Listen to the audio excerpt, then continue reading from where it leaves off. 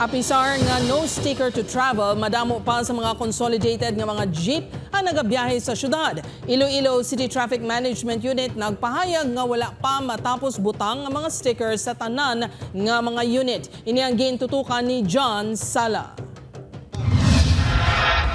Sang seremonyal nga pagbutang sang sticker sa mga units sang Consolidated Public Utility Jeepney sang Sabado nanindugan si Iloilo City Traffic Management Unit Head Oldarico Garbanzos nga no sticker, no travel. Dugang pasining January 1 pa lang magapanakop na sila sa mga unconsolidated units nga makabig kolorum na.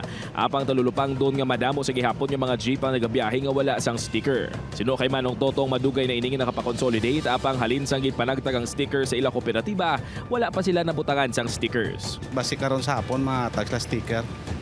Pero nagambal inyo operator nga amat-amaton lang kamo. Oo, amat ba ito. Karon sa mga launa, guro. Si Manong Nono naman wala pa gani nakahibalo nga may stickers na. Sa co-op, puro sa co-op. Pero kamo wala pa na, wala pa kamo na isa-isa. Wala pa. Sino kay Garbanzos na delay lang ang pagpahamtang sang stickers apang yara na ini sa mga operators. Kahapon pa, nag-start na ya ang implementation sa LPTRP. So happen lang there was a delay sa stickering. Start din siguro kung mabutangan na namon tanan ang mga consolidated na mga traditional na jeep.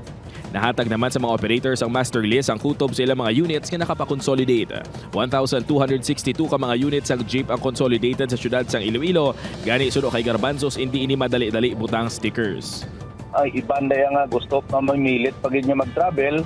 Ipindong sang December 31 ang ilang provisional authority was already cancelled. Upod kay Romel Purquia, John Sala. 1 Western Visayas.